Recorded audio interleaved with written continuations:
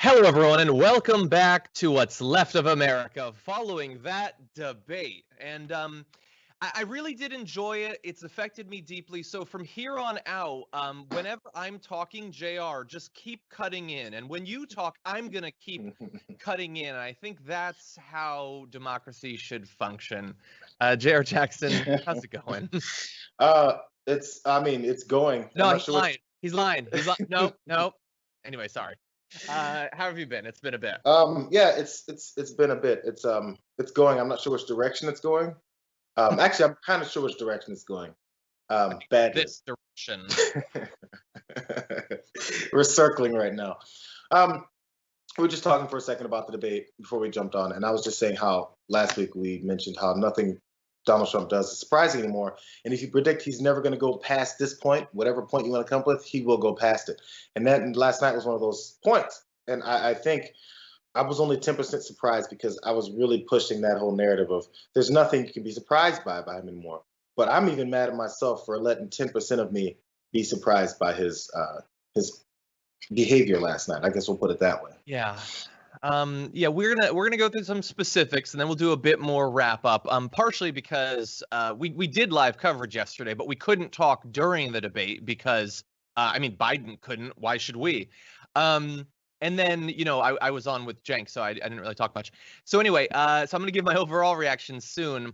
I did want to let everyone know that as we talked about on the coverage last night, Shop TYT has a new shirt, the Will You Shut Up Man shirt in reference to Joe Biden's line to Donald Trump. That's available at shoptyt.com. You can use code BABAI to get 15% off your apparel.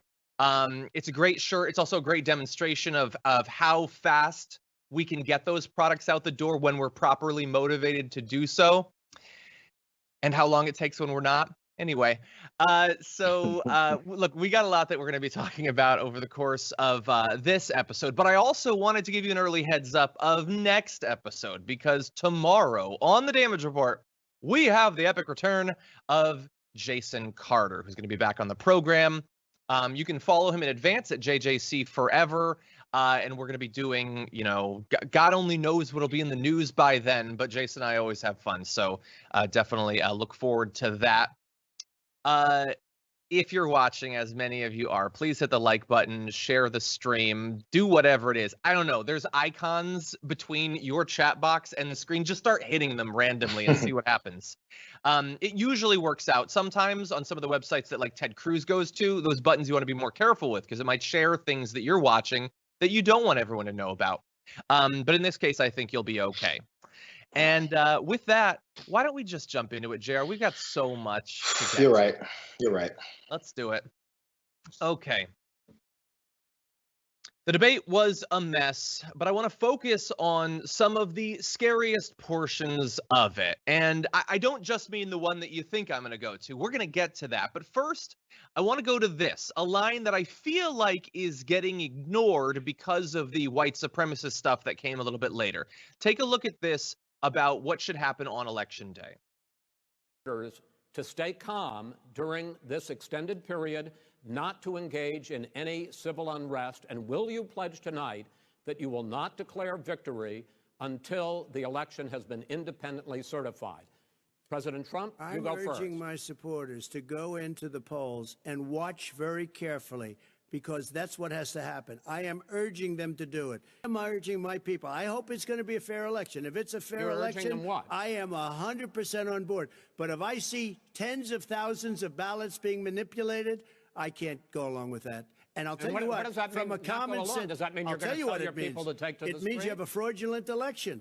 You're sending out 80 million ballots. They're not equipped to. These people aren't equipped to handle it. Number one. Number two, they cheat.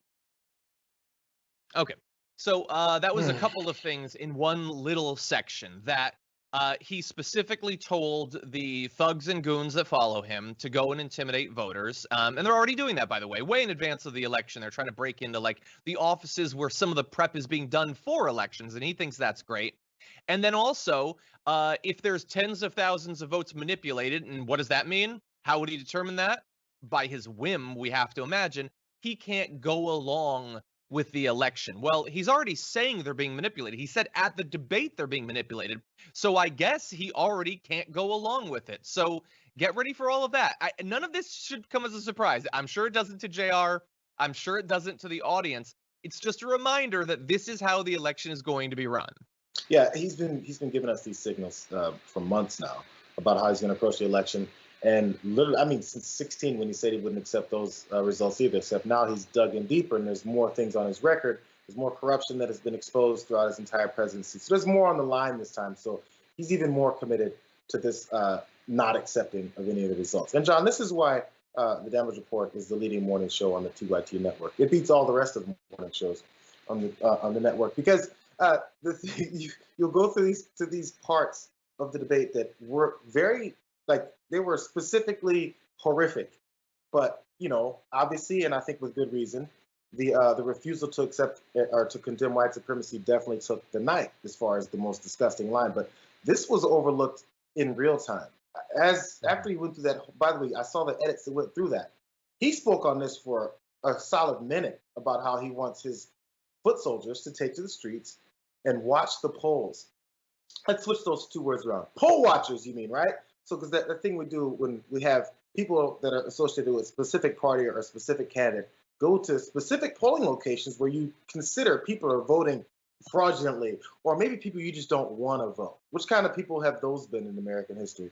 Watch them, intimidate them, stand there, because Trump supporters, they show up there with shirts and ties and pamphlets to hand out to people, which also you're not supposed to do. But they'll show up there with guns, and they'll be there chanting, and they'll scowl, and then they'll look down at people. So these are all the things that they're trying to do to intimidate voters. Again, something else that is not allowed in this country. But as a moderator who apparently has been covering politics for all these years, his father is well renowned for it too, and Joe Biden, who's been in politics for 50 years, neither one of them said, "What did you just say, Mr. Trump? What did you just say? You're urging 7 different times in a sentence your supporters to go out and take to the streets." Well, Chris Wallace did in his defense, did say, "Are you telling them to take to the streets?" But that was never heard. He should have asked him again.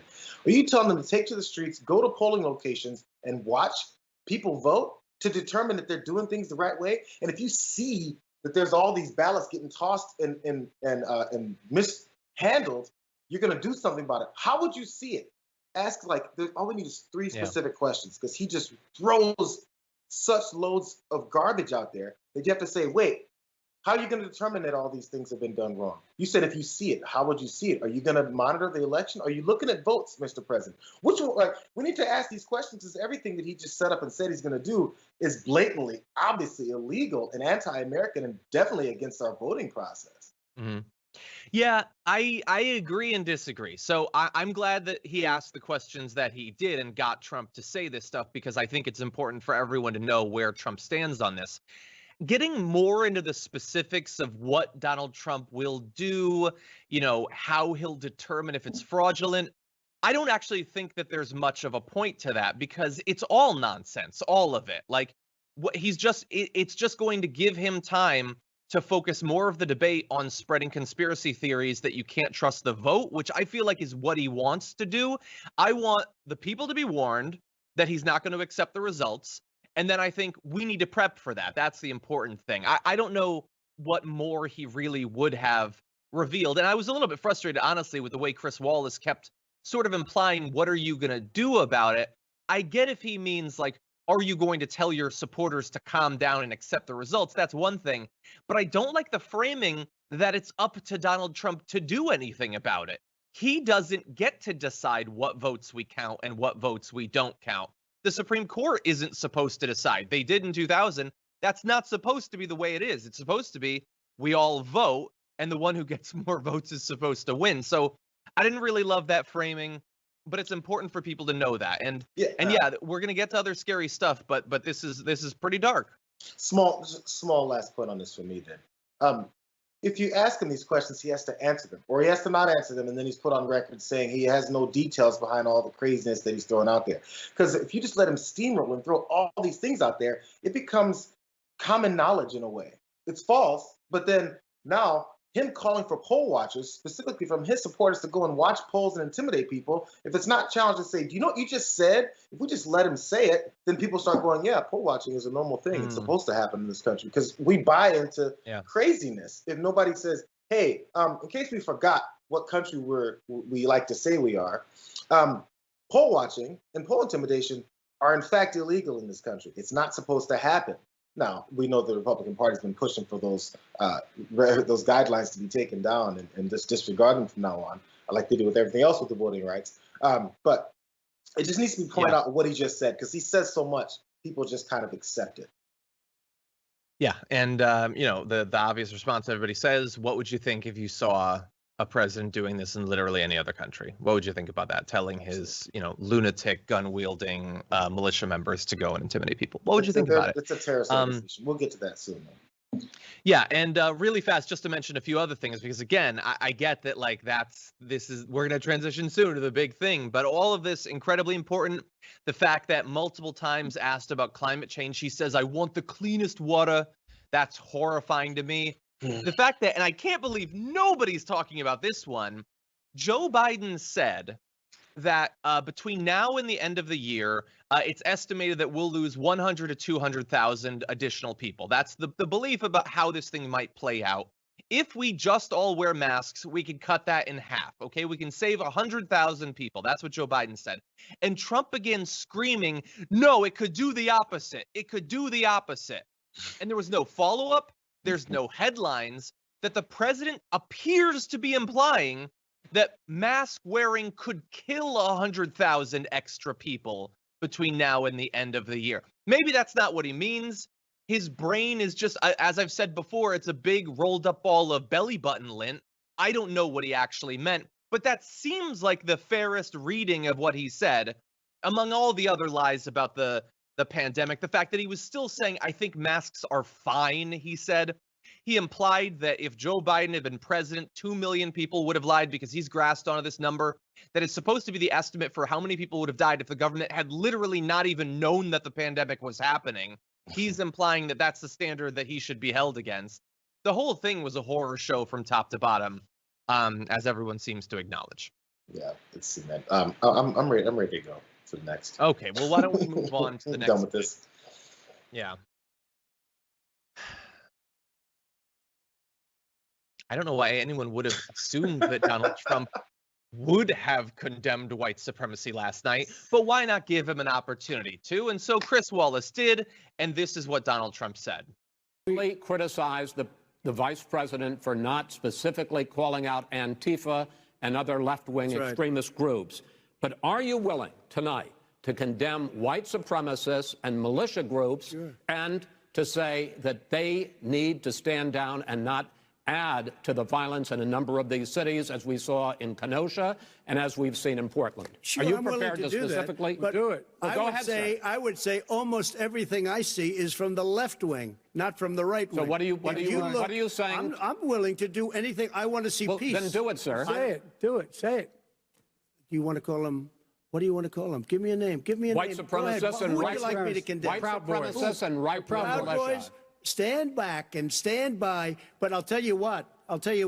Somebody's got to do something about Antifa and the left, because this is not a right-wing problem. This is a left-wing. This is a left-wing problem. Okay, so look, that's the big line from the debate. I would say that I'm glad that people are focusing on it, but I feel like they're focusing on a very specific bit of it and not the rest of the context that makes it even more horrifying. But Jayar, I've already talked about this on our coverage last night. When you saw that, what were your thoughts? Again, it was a move on moment afterwards. There wasn't an extra 2 minutes per candidate put up there to ask them. So we've been taken on a tangent here, a very important one. With the President of the United States, we just specifically asked him to condemn white supremacy, and he openly and blatantly absolutely did not. Asked us which words to use, because he's so unfamiliar with white supremacists in this country. So so he moves on to just stand back and stand by. We know those are the terms that were used. And who celebrated about it? The Proud Boys did. They celebrated about the fact that He's endorsed them, which he's done before. White supremacists have celebrated before when Donald Trump said they're good people. Donald Trump has said many times things that white supremacists and retweeted and reiterated and mouthpieced for these folks throughout his presidency, before his presidency. The guy's a well-known white supremacist, and his defense to it is, no, I'm not, as he does it. So it's no more surprise. I said tons about it last night too because I was live tweeting. But it's the response to the way this guy conducts himself is honestly the appalling part. It's too easy to just ask him, "What did you just say? Would you like to say that again?" Just put him on record. Be silent. Let him say it some more. Yeah, we know he's been interrupting all night. We know he's been outrageously annoying. But now we have a point where we need him to keep talking because he's dug himself in his hole. And then we need to see if his supporters will continue to support him through this. And as we've seen today, they've turned reality on its head. And again, that's nothing to be surprised about either. The usefulness of this debate, I can't. If I could put it below 0%, I could, but that doesn't make much sense. There was zero help from this debate. There was nothing anyone learned from it. No voters were swayed by it. Nobody that supported him suddenly thought they didn't want to support him, and nobody that didn't support him suddenly said, "Oh, the president really conducted himself great. I think I've just switched sides." None of that happened tonight, last night. Yeah, it was it was everything.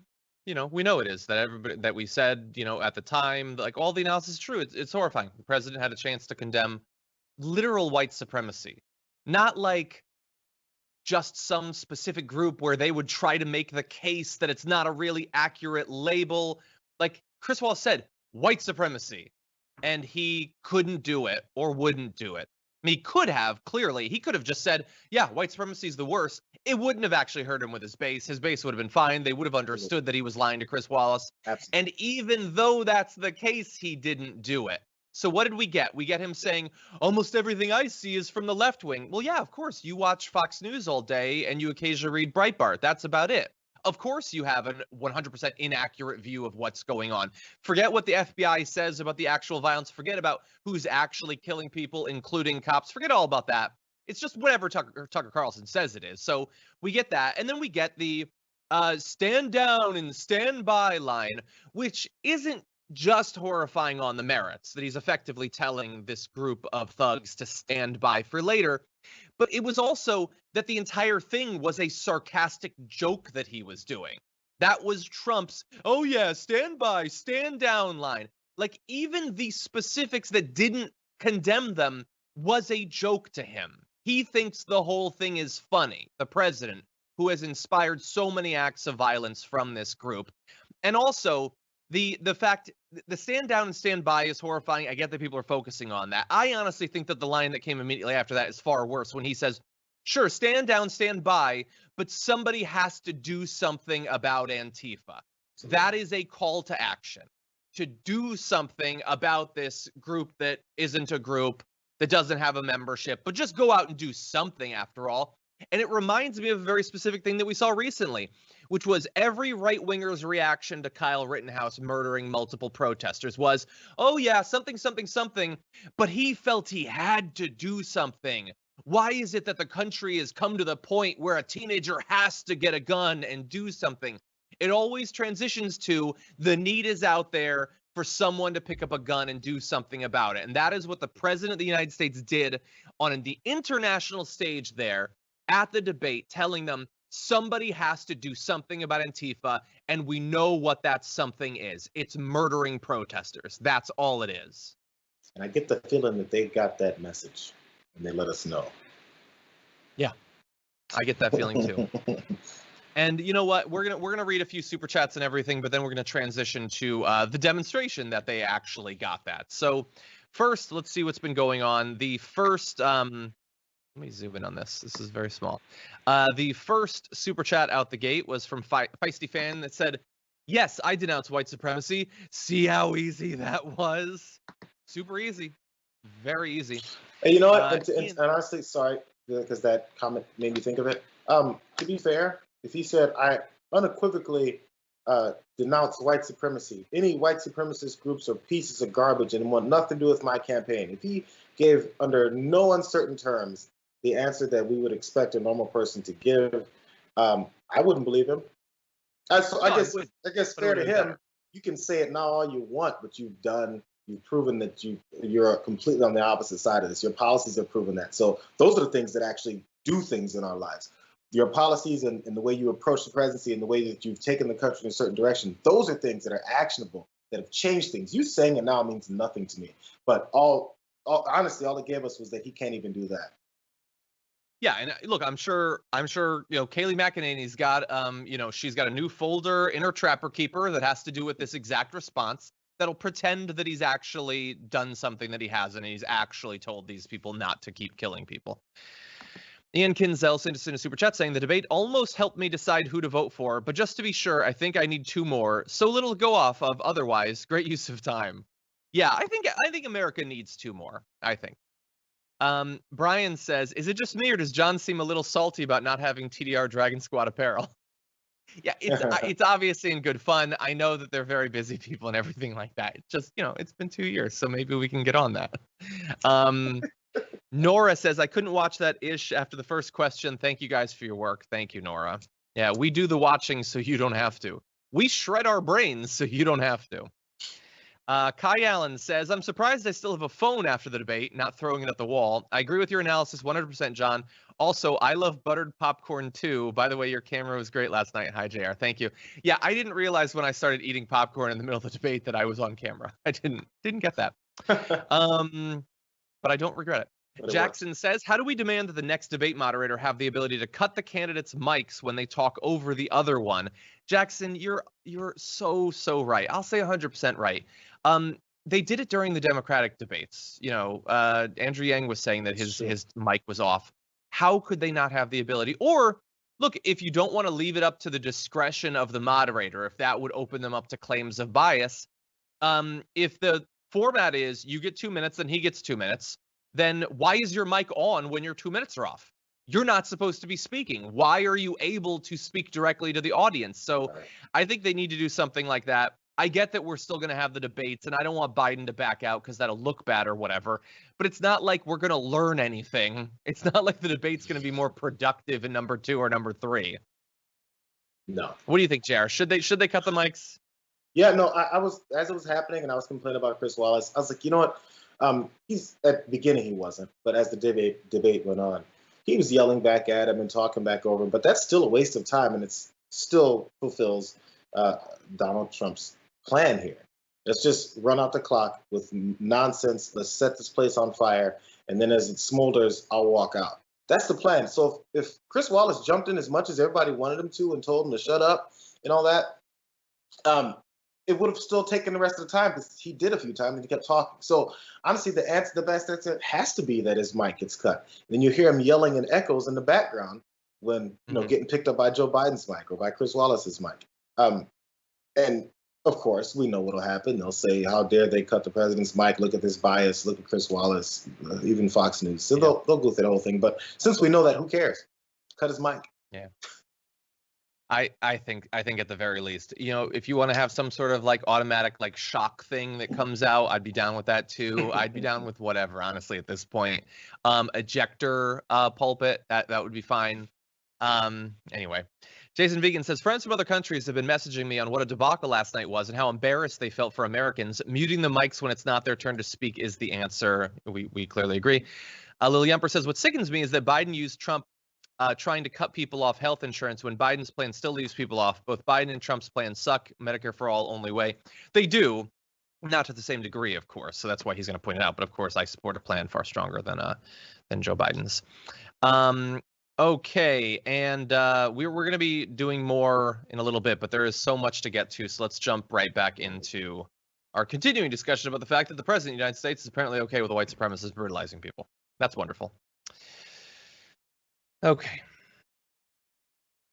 When Donald Trump told white supremacists around the country to stand down and stand by, they were apparently listening, and they apparently didn't mind what he said.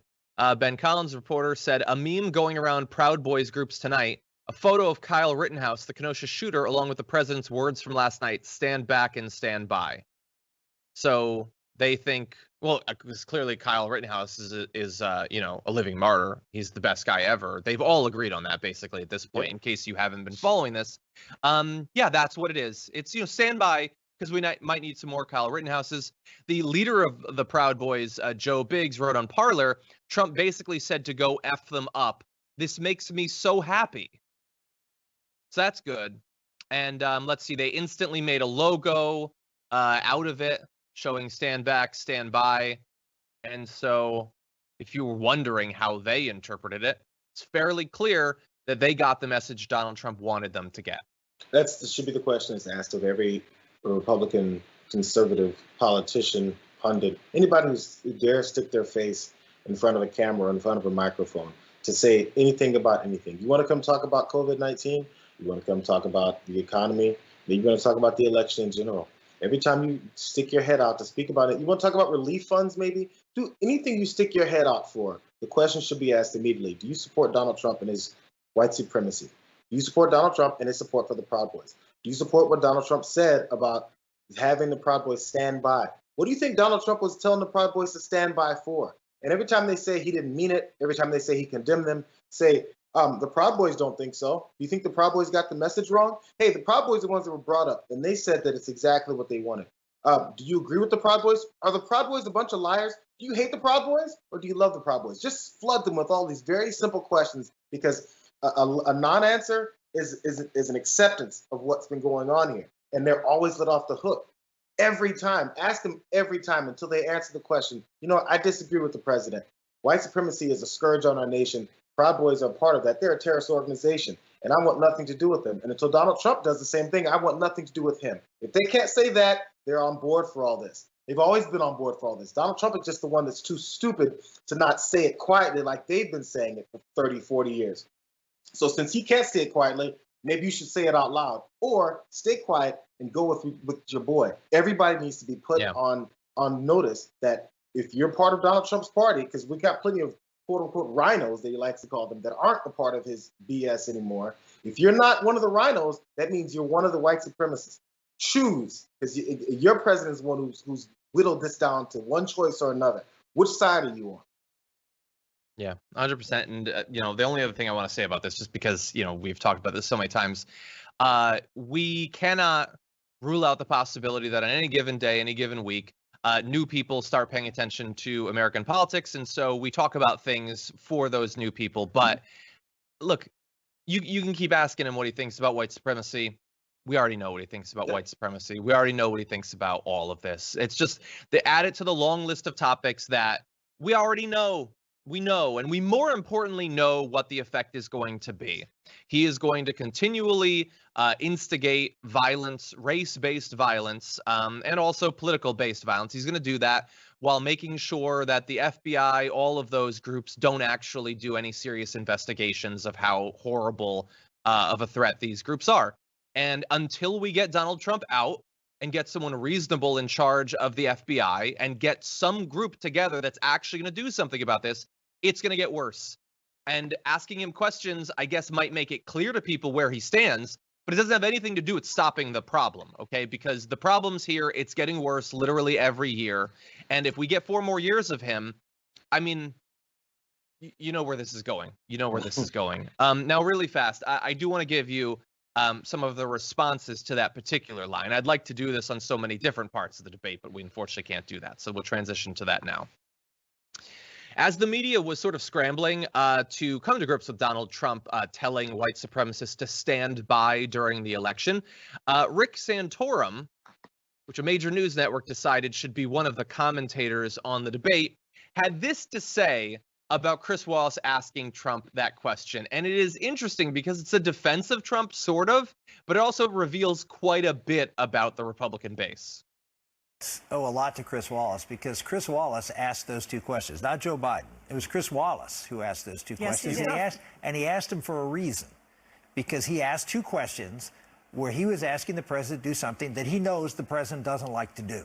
Which is say something bad about people who support him, right? What, declining violence? Well, talking about the white supremacists. Yeah, the white supremacists, number one. And number two, asking a question about whether he knows the president doesn't think this election's fair. Okay. So just to be clear, Rick Santorum there is saying that Trump cares more about not offending white supremacists than about reassuring Americans that he doesn't support a second civil war of some kind. And he also very clearly admits there that if you're a white supremacist, you support Donald Trump. It doesn't seem to bother Rick Santorum very much, Jayar. It's just like, oh, no, of course, if you're a white supremacist and you believe that white people should dominate American society, well, you're clearly going to love Donald Trump. It's really mean of Chris Wallace to sort of point that out and put Donald Trump in such an awkward position. Yeah, well, Rick Santorum was one of the Republicans that I was referring to previously in office that would groom white supremacists, that would accept him without blatantly saying it. There's a nice way of going about it, and you go, and he tried there, even in pointing out why Trump didn't say it. He goes, well, Donald Trump has a problem saying anything bad about his supporters. So if you're going to let that just slide from there, it would allow you to think that Donald Trump doesn't like upsetting his base, because every politician doesn't like upsetting their base. That's the most normal thing in the world. He just doesn't want to say anything bad about his supporters. But previous to these years of Trump years, CNN would have allowed Rick Santorum to get away with that. And they would have said, yeah, you're right, he doesn't. And they wouldn't have pointed out, hey, but he's talking about white supremacists here, because Trump is blatantly saying it. So now you have to ask the question.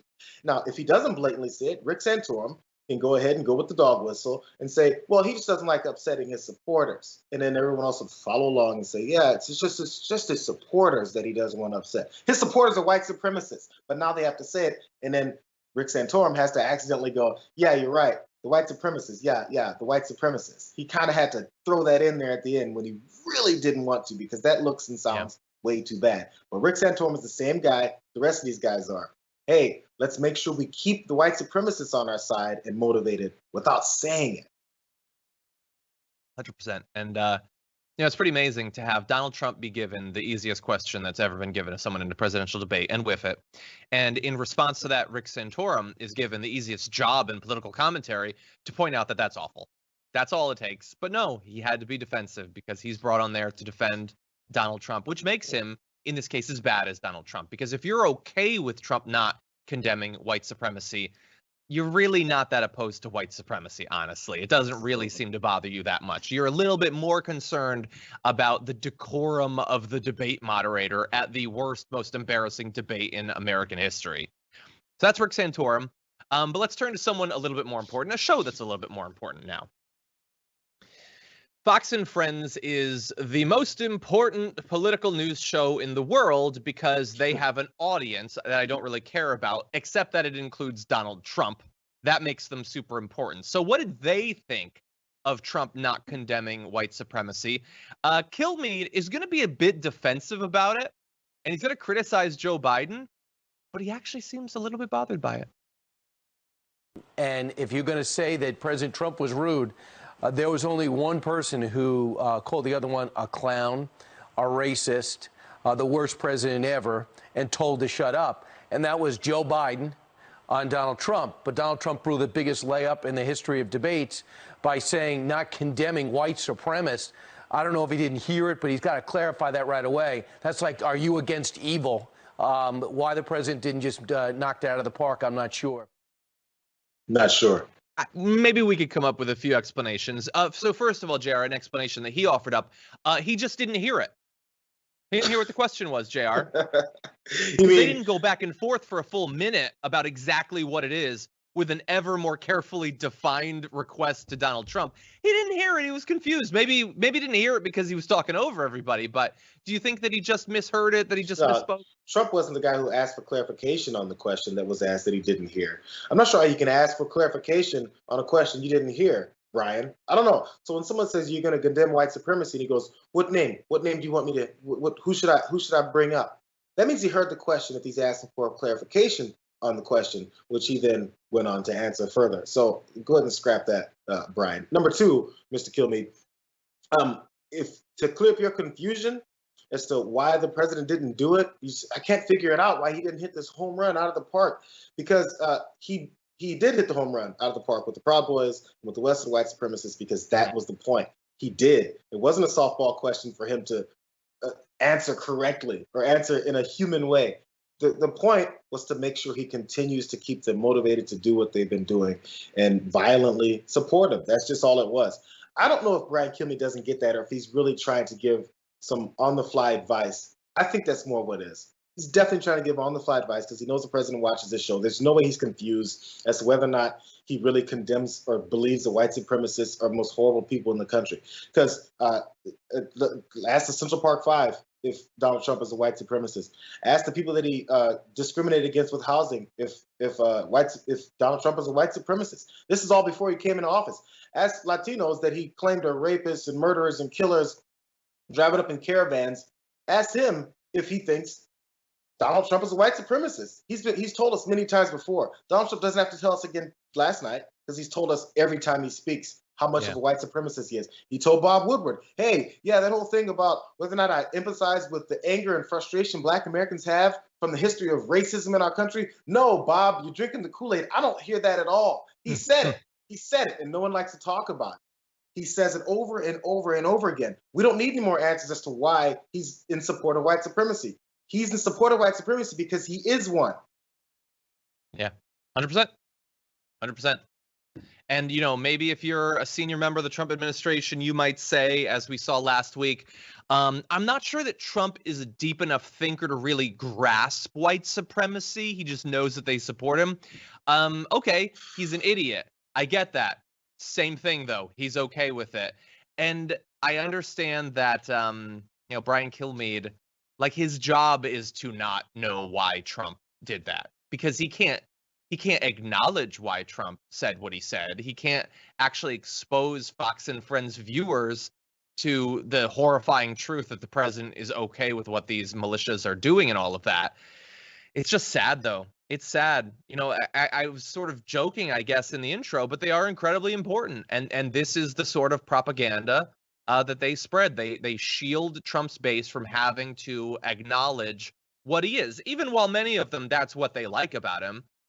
They like that he was more racist than the other Republicans running in 2016, more clearly bigoted than the other Republicans running in 2016, more obviously misogynistic than the other Republicans. They were always going to get someone like that. But the reason they were so jazzed about Trump is he is more unrepentantly awful and cruel and horrific than even the other Republicans. Now, that's what gets you somewhere in this country. It does. It does. You know, if you're a commentator and you like that, you'll make tons of money, Absolutely. Far more than Jayar ever will. If you're a politician, you'll do just fine. Now, there's a little bit more in the debate that we are going to talk about, including one section that I think not nearly enough people are focusing on.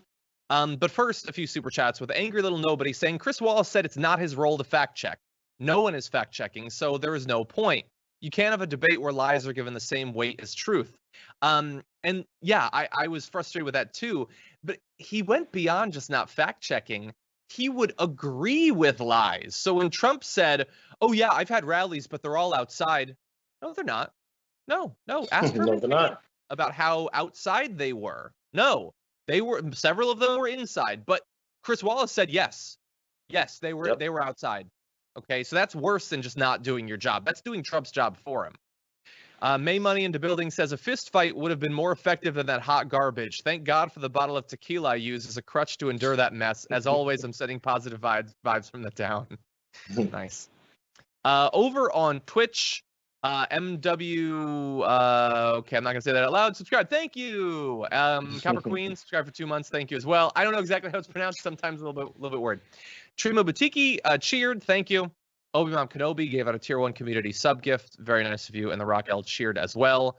Looks like Bad Rongo cheered too.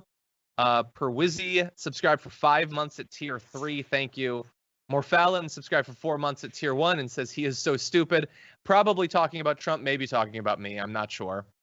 Bernie is daddy at AF. Subscribed for 1 month. Thank you. Why am I sticky cheered? Moving right along. So thank you for that. And let's see. Yasser says in Super Chat, I'm not American, but I believe in the role of the United States in the climate change fight. I hope that president gets voted out so that the real issues can be addressed. But Yasser, I don't understand what the problem is. He says he wants clean air and clean water. So clearly he gets this whole climate change thing that we're talking about. It's one of the things I mentioned last night. I'm sorry, really fast on the climate change. It's one of the things I mentioned last night because he goes, yeah, I want clean air. I want, look at the numbers. Our numbers are great on climate change. It's a very simple follow-up, and even Joe Biden could do it. What numbers, Donald? Can you recite those for us? You said the numbers are great. What are those numbers, and what makes them great? There's no such thing, bro. Yeah. It's very simple, easy follow-up to dispel anything. Clear lies. We have the least carbon emissions. No, we don't. And you know, I love clean air. I love clean water. We'll have that conversation when we're done talking about the climate crisis, which doesn't have anything at all to do with that. I almost swore. I apologize. It doesn't have anything to do with that. Misty Bauer says, I mentioned this last night. I'm an artist and I'm designing a Dragon Squad shirt. That's awesome, Misty. InGen Fair says a lot of fresh memes today try to push the narrative that it was an equal storm from both sides in the debate. Thoughts? Not surprised. Yeah, instantly it was. Did Biden interrupt Trump? Sure, he interrupted in a little bit. Was it equal? No, it was not equal. It wasn't close to equal. Not even close. And yeah. Bob Goodall with a super chat saying Dragon Squad rules # Trump is senile. You know, and you know. I've had relatives who have, you know, that have declined in that way. And so I feel bad for that. I just don't think we should be subjected to it in debate form necessarily. Anyway, with that, let's turn to one different aspect of this that I doubt many people are talking about on the news today. So here we go. Joe Biden did a lot of things in the debate last night that I and other leftists have good cause to be very frustrated by. He went along with Trump's say law and order thing, making a section of the debate about race, about rioting, as if that's the only thing. Just the entire thing is incredibly frustrating. He went along with that. He denounced violence in the protests, even though the vast majority of the protests haven't been violent. So allowing him to frame it like that makes no sense whatsoever. He said he wouldn't fund the police. He said his bill isn't the Green New Deal. He said he's not for Medicare for all. He said that he beat the socialists. He did all of that. So understand that when an opportunity was presented for him to punch the left in the face, he was perfectly willing to do that in almost every area. But there was one area that oddly he didn't take that opportunity, although it was teed up for him and he easily could have done it. Now, I'm not saying that the video I'm about to show you is proof that he'll do these things, but notice that it might be the only area where he didn't take the opportunity that was given to him to attack the left and its goals. So here he is, asked about packing the Supreme Court and ending the filibuster. So my question to you is, you have refused in the past to talk about it. Are you willing to tell the American people tonight whether or not you will support either ending the filibuster or packing the court? Whatever position I take on that, that'll become the issue. The issue is the American people should speak. You should go out and vote. You're in voting now. Vote and let your senators know how strongly you feel. Vote now. Make sure you, in fact, let people know you're a senator. I'm not going to answer the question. So look, to the extent that that interaction was talked about at all, it was, hey, Joe Biden evaded it. But not in the context of the things he didn't evade. So why there wouldn't he go on the record saying, well, no, of course I'm not going to do that. I mean, we have reason to believe that he probably won't. But he refused to actually say that, which I found to be quite interesting, Jayar. What do you think about that? Well, because establishment Democrats have also begun to take this approach or take this as a potential remedy, especially if they get their chance to finish ramming through their candidate that they're looking to subvert, women's rights, civil rights, as many upending of rights in the country as they can do. So, I mean, it's the fact that the establishment has accepted this as a potential possibility allows Joe Biden to do this. I mean, politicians, they work this way. You can be the president of the United States. There's no way that you're making the decision. It just isn't. Like, you may have the final word or a big say in it, but so many other people determine what happens.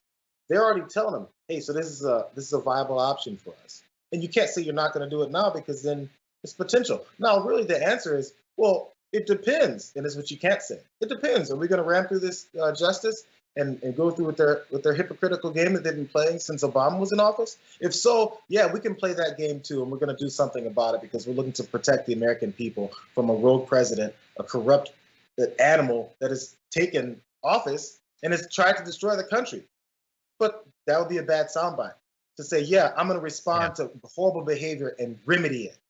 It's really answer. And honestly, I'd be inspired by that answer. Be like, yep, I sure am, because I'm sick of bringing conversations and sticks to a gunfight. This guy is literally setting the country on fire.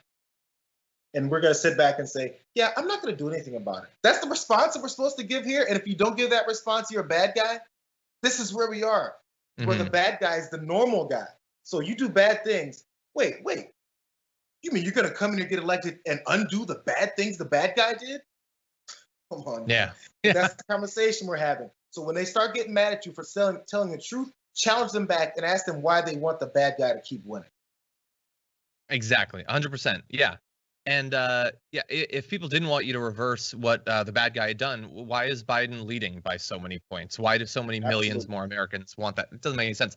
Yeah, look, I'm not ready to like totally be like, ooh, he's gonna get rid of the filibuster. I think that the more realistic explanation is that he doesn't want to send the signal that unfortunately people like Dianne Feinstein and Joe Manchin are perfectly happy to signal, is that, oh, no, we're totally going to surrender and nothing good is ever going to happen. I think that's probably most likely, but he could be signaling that he is open to that. And the thing is, look, there are plenty of Democrats that I've been attacking as still believing that it's the 80s and we can just go back to working with them. And certainly Biden has said things like that. He has. And this morning, Nancy Pelosi said, America needs a strong Republican Party. No, it doesn't. No, it doesn't at all. No. But I also know that Joe Biden has wanted to be president for, 35 years, maybe longer. And I doubt not every Democrat wants to be president to then just sit there and let Mitch McConnell do whatever he wants. Not everyone does.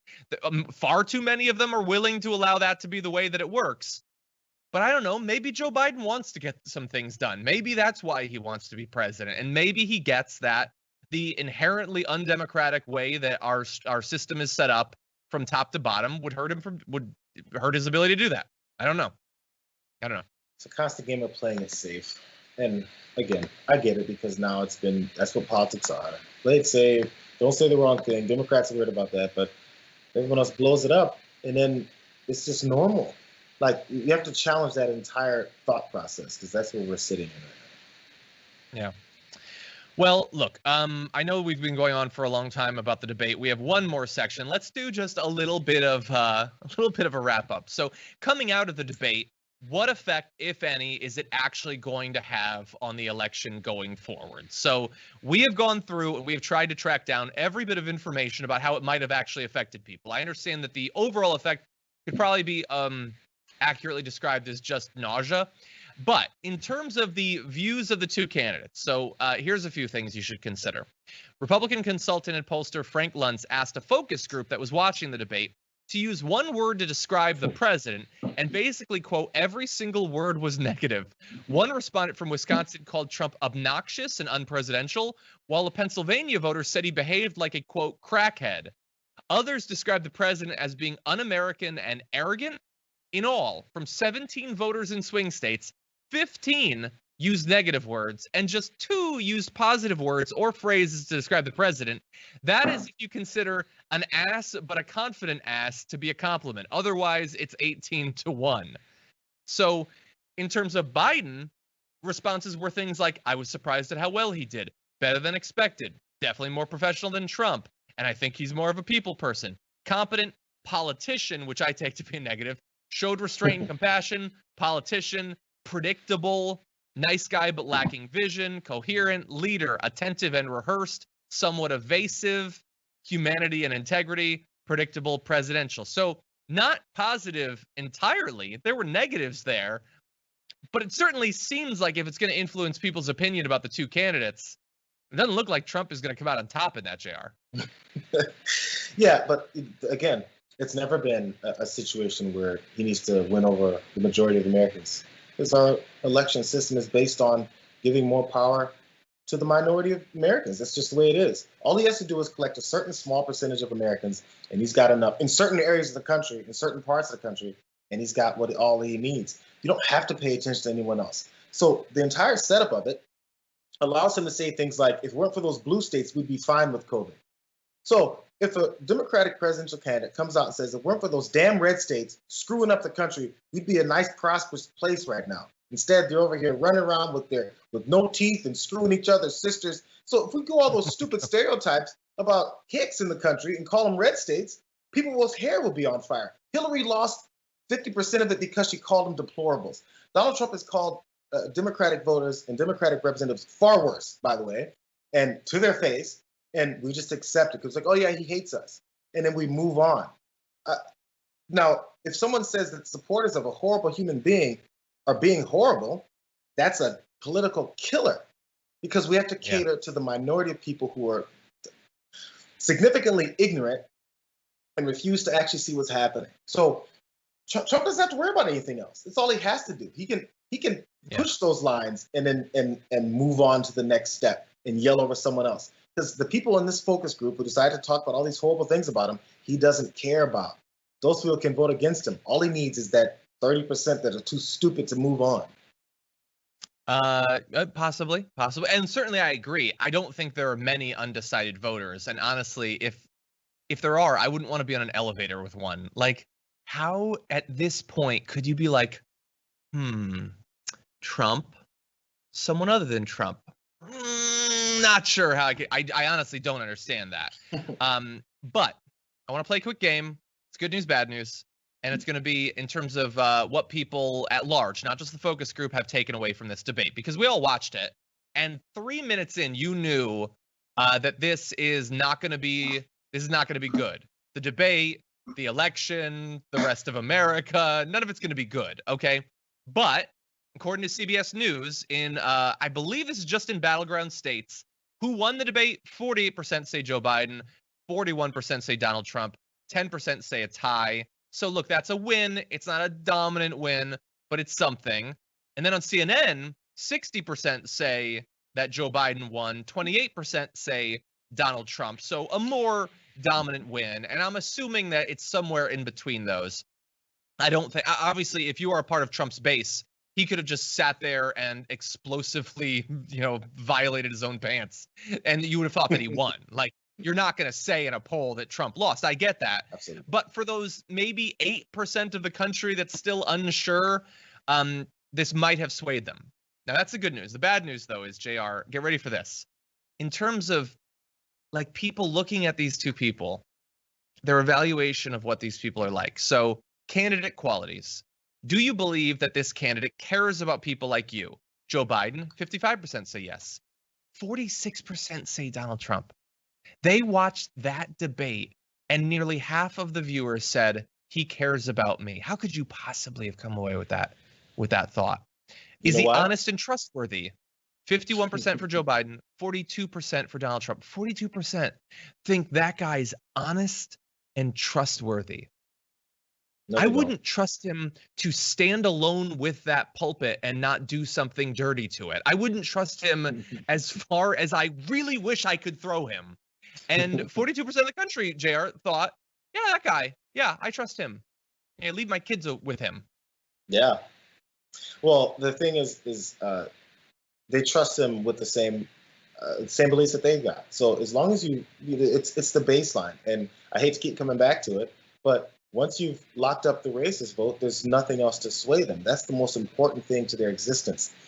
That's what fuels them. No matter what else happens, you can screw them over financially. You can take away their housing.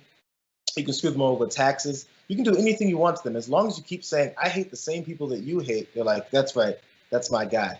It's just the way it is. That's how dug in the racism is in our country. I saw when a protest happened, there was some memes going around. One of them said, racism is so American that when you challenge it, Americans think that you're challenging America. It was something along those lines, right? So that's just the way it is. It's ingrained. So he's already proven over and over again, and again last night, galvanized it one more time. I'm with you, the racists. Everything else I say doesn't matter. Sexual assault charges that we all saw happening from the last cycle, locker room talk, it's fine, it's whatever. He's still a racist, right? As long as he doesn't denounce racism, as long as he doesn't stop carrying out racist policies, I'm on board, bro. That's all that matters. It's all they care about. So they don't think he's more trustworthy. They don't think he's going to do more for them. Whatever the polling says, they just go, oh, I got to vote. I got to take Trump because he's the racist. Maybe. Okay, really fast. Let's have just a little bit of fun. One more little bit on the debate, and then we're going to move on to other news. Coming out of that ridiculous back and forth that some people are calling a debate, take a look at the ad that Joe Biden released on Twitter today. President, you would have been much later, Joe. Mr. President, much later. Mr. President. You're talking about 2 million people. You're not President, we will protect Mr. people. President, I'm the moderator of this debate. Will you shut up, man? Listen,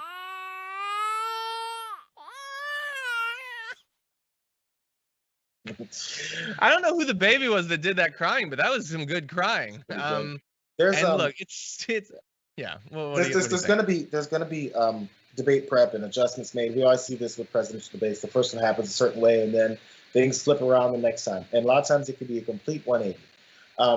I think we may get maybe 90% of a shift, not a full 180.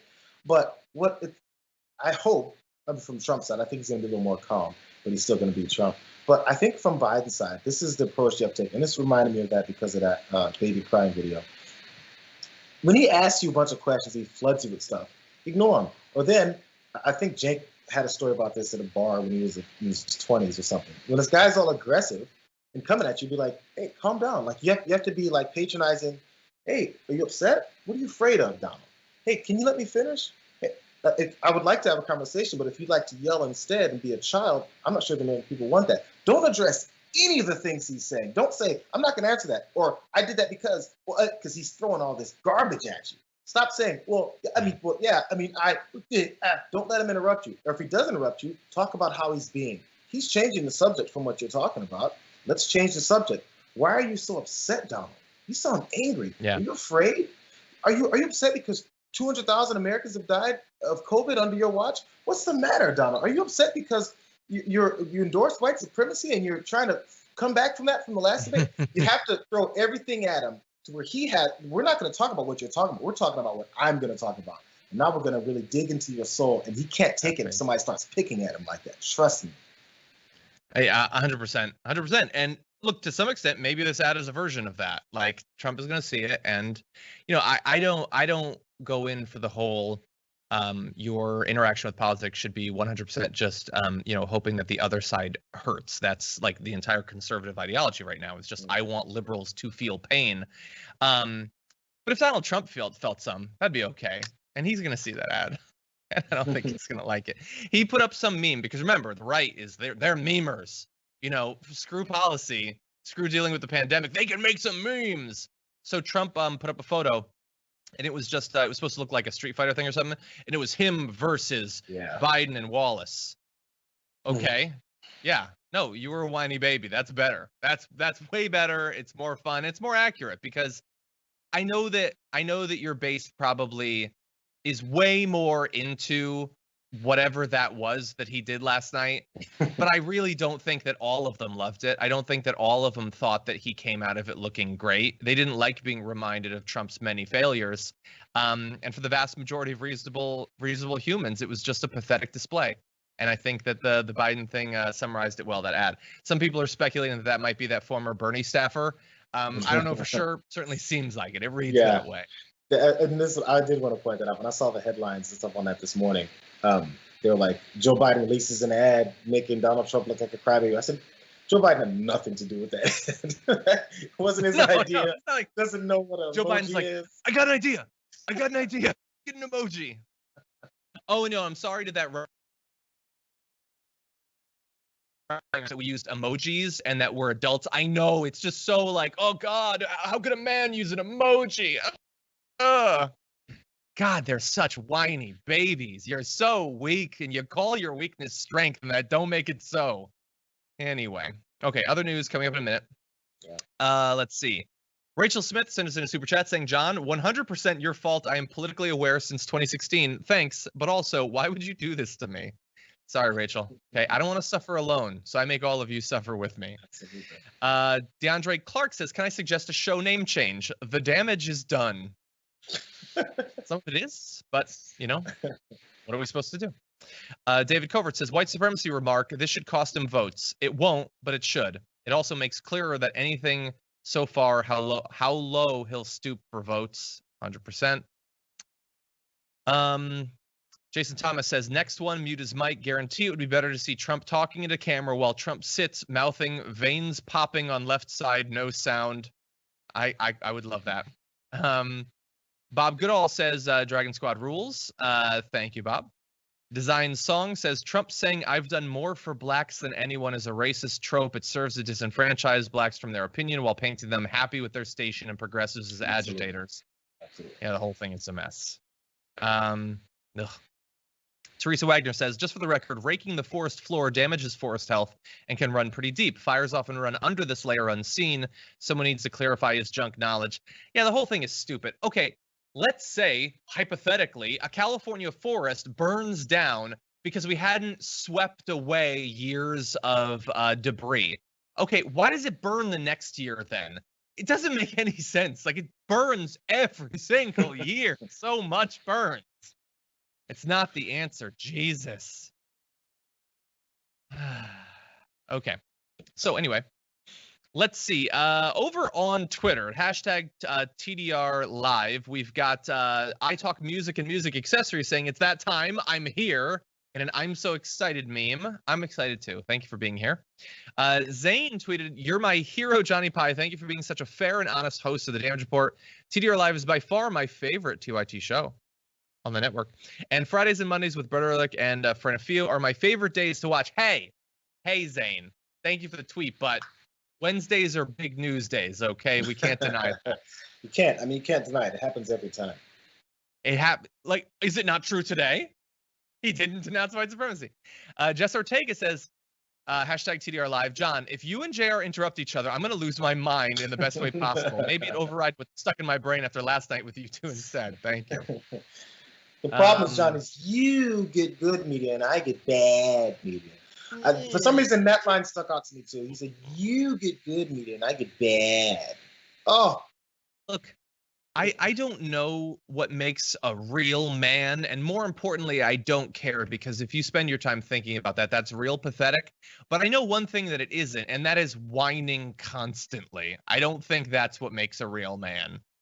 Maybe it does. Maybe real men just whine a lot. I don't know. Probably. Anyway. Okay, let's jump into some other news and let's see what we can get through. Okay. Donald Trump has spoken badly about insert a group behind closed doors. Honestly, you could just put in any group, because behind closed doors, he is speaking negatively about them. We've got the troops and we've got so many people. But the new news coming out of The Atlantic is that he apparently loves to mock religious people, especially evangelicals, behind closed doors, this group that he pretends he cares about and certainly needs the support of. So let me give you a few examples. So one day back in 2015, Donald Trump beckoned Michael Cohen, his longtime confidant and personal attorney, into his office. Trump was brandishing a printout of an article about an Atlanta-based megachurch pastor trying to raise $60 million from his flock to buy a private jet. Trump knew the preacher personally. You remember this guy? Creflo Dollar? I know you remember, Jayar, had been among a group of evangelical figures who visited him back in 2011 while he was first exploring a presidential bid. During the meeting, Trump had reverently bowed his head in prayer while the pastors laid hands on him. Now he was gleefully reciting the impious details of Dollar's quest for a Gulfstream G650. They're all hustlers, Trump said. So look, that's one specific insult, to call them all hustlers and to point out that clearly they're just trying to rob their supporters of money. But understand that it goes beyond that, despite the fact that he implies that he supports them. So the president's alliance with religious conservatives has long been premised on the contention that he takes them seriously, while Democrats hold them in disdain. In speeches and interviews, Trump routinely lavishes praise on conservative Christians, casting himself as their champion. He said, "My administration will never stop fighting for Americans of faith," earlier this year. But in private, according to these reporters, many of Trump's comments about religion are marked by cynicism and contempt, according to people who've worked for him. Former aides told the reporter that they've heard Trump ridicule conservative religious leaders, dismiss various faith groups with cartoonish stereotypes, and deride certain rights and doctrines held sacred by many of the Americans who constitute his base. I don't know who could possibly be surprised by this. He obviously is using these people, and maybe they don't even mind. Maybe they like being used if they get what they want. But this guy doesn't care at all about them, Jayar. That has been clear for so many years. He's also not a Christian. We know that too. He can't tell you anything about the Bible that he got from when he grew up in. He always talks like he grew up in Jamaica, Queens, or something. And this is the Bible that my mother gave me, and the inscription written on the inside that I haven't looked at in 70 years. So, it's again, I think those religious leaders, quote unquote, don't care. They know that he's not. They don't care if he talks bad about them. They don't care that he doesn't believe. They don't care all the stuff that he says, as long as they have their grip. And he's right. So if you say they're all just a bunch of what do you call them? Hucksters or hustlers. Hustlers, right? They're all a bunch of hustlers. If they heard that, they don't care. They're hustlers. They're looking for money. So they're glumming onto the power in order to increase their wealth. It's the same thing that they're doing as far as preaching that they believe in God and that Jesus is the Savior. So all that they're saying is, I'll take whatever I can.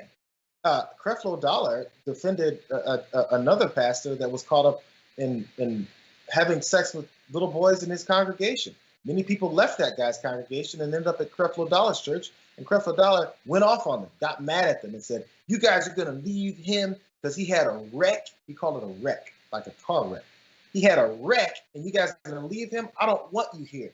Because he's like, that's my friend who's been stealing money from people under the guise of being a religious person for years. I'm the same way. I got to defend him. I don't want to take his flock of money. So that's who Creflo Dollar is. You think he cares if Donald Trump calls him a hustler? No, he needs his Gulfstream 650 or whatever the hell it's called. That's what they're concerned about. The same way that racists don't care what he says, religious people who act like they believe Donald Trump is a religious figure don't care either. They're like, he's useful. He's just like world leaders. Some of these dictatorial world leaders, he's a useful idiot. They're like, this is great. Yeah. We can say anything we want to him. We can throw hands on his shoulders while he looks down, and we'll make money. If he says talks trash about us, it's fine. Is the money still coming in? That's the only thing. That's the only objective. Racists only care that he hates everyone else but them. And religious leaders only care that he's helping them make more money. Everything else is just throw it on the pile. Who cares? Yeah. I'm not going to disagree with any of that. It's totally right. Yeah, I'm sure they would prefer a true believer, but if he's giving them, Amy Coney Barrett and she's going to overturn Roe v. Wade or whatever, then I guess they got what they wanted. All of that being said, and it's not going to dispute any of that, let's have fun for just a second. You know what? I want to do a little bit of a throwback. We don't do nearly enough throwbacks. There have been some great videos in the past that we often forget about, but I want to do it here. If you are a Trump supporter and you are a conservative Christian, an evangelical perhaps, and you still believe at this point that Donald Trump believes anything that you believe, I don't understand it. And it should have been clear to you how little he knew about the religion back in 2015 when he had this interaction with a couple of reporters. Bible, you've been talking about how it's your favorite book, and you said, I think last night in Iowa, some people are surprised that you say that. I'm wondering what one or two of your most favorite Bible verses are and why. I wouldn't want to get into it because to me that's very personal. When I talk about the Bible, it's very personal, so I don't want to get into verses. I don't want to get into... There's no verse that means a lot to you that you think about or cite? The Bible means a lot to me, but I don't want to get into specifics. Even to cite a verse that you like? No, I don't want to do that. You're an Old Testament guy or a New Testament guy? Probably equal. I think it's just an incredible, the whole Bible is an incredible, I joke. He hasn't read the Bible. Look, honestly, we're not going to have a debate about whether he's read the Bible. We can have a debate about whether he made it all the way through the title of the Bible. Maybe, but I doubt it even there.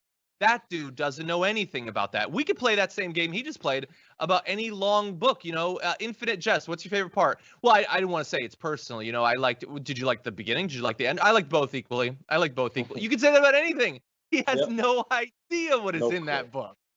I'm looking for the Bible verse because I always forget. My parents are going to be very upset that I don't remember this. But so anyone else who's knows the Bible back and forth. The Bible says the first people thrown into the pits of hell are false prophets, because they're the people who have convinced other normal people who actually believe in the Word and Scripture and Jesus and God, have taken over His name, God, and made it their own to make money off of, and have stolen people's, their sanity in a way. And we see it over and over again. So if you actually believe in what the Bible says about false prophets, people who act like they believe in God and act like they follow the way of life that has been prophesized, then those are the people that are the worst, because they're organizing enough people to be against the reality of Jesus and God. And these are the types of people that they are. If you actually believe in what you believe in, you would be like, I'm going to stay away from people who I don't think are really who they say they are. And it's pretty obvious, especially from clips like that of Donald Trump. He's not who he says he is. And the people who see that and continue to support him don't care, because they're not who they say they are either. Yeah. I need that Bible verse so badly. Someone please give it to me. I can't believe I can't find it. Anyways, continue. Maybe someone will put it in the chat. It's just he doesn't know anything about it.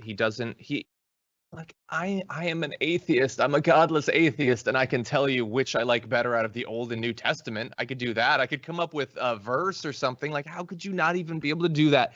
How could you, months into running for president, an old man, not be able to fake it at this point? It's just sad.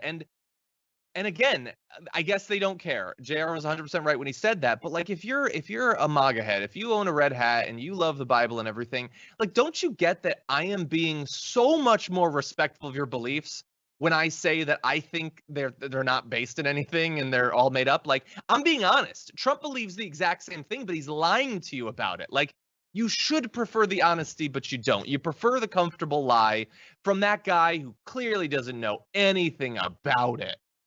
Be like, you know what? You've read Lord of the Rings, right? Who's your favorite Hobbit? Well, I wouldn't want to say. All the Hobbits are good. I wouldn't want to say, which is better. Did you like Gandalf the Grey or Gandalf the White? They both have their advantages. No, that dude didn't read that epic fantasy series. It's obvious. He's spitting in your face. Anyway, Jayar. You know what would be great, Jayar? I want to deliver two things to the audience, and the first I need your help with. Is Sprocket around? Sprocket's been right here to my right this whole time. Can we take a look at? Could we see him? Because we passed 2,000 likes. Sprocket. Oh, look at that dog. Come on. Does he jump up on your lap? No, he just he'll put his legs, but now he's being limp. Ugh. Oh, Sprocket. Sprocket smells worse than he usually does. He is getting shaggy. Yeah. I've been alone with him for a month and a half. The wife and the kid have been out of town. And he smells worse than he usually does, and he has longer hair than usual. Look up for the camera guy. Oh, there you go. His head is twice as big as it used to be. So the thing is, his hair getting longer, there's a pretty easy solution to that. Him smelling, also equally simple solution, Jayar. Two solutions I'm not willing to either pay for or do myself, just to let you know. Oh my God. Well, thank you for showing him off. I do appreciate that, Jayar. Always great to have you here. Oh my God, he does the shake. He's very confused. So cute. Oh man, he looks like Appa. Yeah, he does. Anyway, Jayar, it wouldn't be a big Jayar Big News Wednesday without you, so thank you for that. Always fun, even when it's not. Okay, talk to you soon. See you guys. So glad that we got Sprocket. The other is that I'm going to try to get through as many super chats as I can. I always hate leaving even one unread, but sometimes it's necessary evil. We're going to see. Phil Sherman says, to many voters, all that matters is who appears to be winning, who's smiling, who's explaining and defending, who's on the attack. When will Dems learn this? That's true. I mean, I would say Trump was obviously more on the attack, but he certainly wasn't smiling like Biden was. I don't know. So maybe that cuts both ways. Noelia says, let's not forget that he shows his respect to religious leaders with an upside-down Bible. That's true. Ash Brylan says, the biggest opportunity to show Trump's racism is when he yelled at Biden that he is letting them out of jail. This shows his true views on minorities, among other things, yeah. Jared Kraft says, I'm glad I'm not the only one driven to drinking during the debate. Hopefully America can focus this collective hangover to make real change. I hope everyone, tyt.com/vote or vote.org, please do it. Frojo Baggins says, get this man a shirt already, please. Mika says, the only way I could make it through hearing Trump's voice for that long was by taking regular bong rips. Teach their own. Denkar says, ask that 42% if they'd trust their teenage daughter with him. Yeah. Mika, thank you for the super chat. Kristen says, we're all stars now in the dope show. Linda says, much of the fires are on federal land and BLM is responsible for raking the forest floors. That's the Bureau of Land Management. Why is he not doing something? God, he's awful. 100%. They control like 20 times as much forest land in California. Oh, wait. Edwin, just as Jayar leaves, Edwin with the save puts in the Bible verse that Jayar was talking about, Revelation 20:10, and the devil that deceived them was cast into the lake of fire and brimstone, where the beast and the false prophet are, and shall be tormented day and night forever and ever. Man, the Bible is metal AF. But anyway, yeah, that's the thing. Okay. Thank you, Edwin, for that, by the way. Scott Fleming says, here's some good news. I didn't electrocute myself wiring my tiny home, and now the damage report is the first news share to air in it. Wow. That is an honor. That's like breaking a champagne bottle over a new ship. But don't do that with your monitor. Thank you, and I'm glad that you didn't electrocute yourself. Zombie says, take a look for the quote about Trump's money and who is touching in the book Trumped. I actually don't know that one. I'll have to look it up. Thank you. Danny says... Wait, Disney. Oh, Danny, Disney. Nice. Felt like a good time to remind everyone that Matt Gaetz is still a tool. Also, he looks like Robbie Rotten. By the way, thank you, Danny. And also, I appreciate everyone who puts in the pronunciation in that. That's very helpful. Fly Famil says, he literally did a call to action towards Antifa and any opposition to the advancement of the white people know the language of the enemy. Yeah, we didn't even get to it because there was so much crazy stuff. But when he was talking about racial sensitivity training, he said that now, if you're a certain type of person, wink, wink, you have no status. It's almost like a reversal. Every part of that is horrible. Brian says, love Jayar Wednesdays. Is it Joe Biden's role to ask the questions in a debate? Well, people were acting like it. It's not, but yeah. Ghost Dog says, DR, think Proud Boy numbers just doubled from Trump's remarks in debate? Maybe. Anna Jackson says, I am wearing my customized Dragon Squad jersey now. It's green and white, number 22, A. Jackson III, and I have popcorn too. I got to get one of those. Jill Clausen says, we must call Trump's words what they are, stochastic terrorism, and arrest him. It's not going to happen, but I don't disagree. Gail says, next debate, moderator gets an air horn, and Joe Biden should have a hand fan with shh printed on it. Exactly. And Rain, eventually, thank you for your super chat. Der Luke says, since Biden said he's the Democratic Party, have you thought of becoming Never Biden Progressives on Fox? Interesting. There's others who might be trying to get that job. Rithi then Foe says, been watching you guys for years and finally got a super chat in. Watching debate last night, a new effective two-step program to radicalize youth in America. Thank you for your super chat. I do appreciate that. I also found 2 Corinthians. What is it? What, is this really what it is? For such people are false apostles, deceitful workers, masquerading as apostles of Christ. And no wonder, for Satan himself masquerades as an angel of light. It is not surprising, then, if his servants also masquerade as servants of righteousness. Their end will be what their actions deserve. Ooh, that's dark. Is that really what it was that he alluded to way back? Thank you, Edwin. Riley Jones says, how do they say Kyle had to do something, but then we can't defund the police? If they need help from a 17-year-old, don't they need revamping? Totally. Cindy Hayward says, what I saw of the debate was very scary and weird, but hilarious at other times. Could have been an SNL skit, watching from Canada. Cindy, thank you. Well, look, it's interesting because apparently as of this Saturday, SNL will be back. And I understand SNL's never as good as it was back in the day and whatever, and it's boomer humor, and totally, I agree. But you know what? I need some laughs, and occasionally I get those. Cecily Strong is really funny. I like Keenan as well. So I'm going to be watching it. They're definitely going to be doing that debate. It's going to be a mess, but I just want to laugh. Can I laugh? At long last, can I laugh? Anyway, everybody, thank you so much for joining us for this supersized episode of The Damage Report. I guarantee not all of the post-debate ones are going to be so heavily skewed towards debate news, but I think we can all agree that this one kind of merited it. With that said, I am going to be on the Young Turks later on with Anna Kasparian, so you should definitely check in on that. We are closing in on the end of a month with our tyt.com/go fundraising effort. We still have a long way to go. You guys were so supportive with super chats that I understand if you can't give anything. I totally get it. The pandemic's rough and it continues. But if you can, tyt.com/go is a great place to do that. And thank you to everyone for watching the show. It really does make a difference. Tomorrow, Jason is going to be back on the show. I don't know if the director... Oh my God, the director was ready with the trigger finger on that Jason Carter promo image. So yes, Jason Carter is going to be joining me. We're going to be talking about X-Men and maybe news as well. So you're not going to want to miss it. And until then, stay safe out there. Stay sane out there. I'll see you soon. Testament.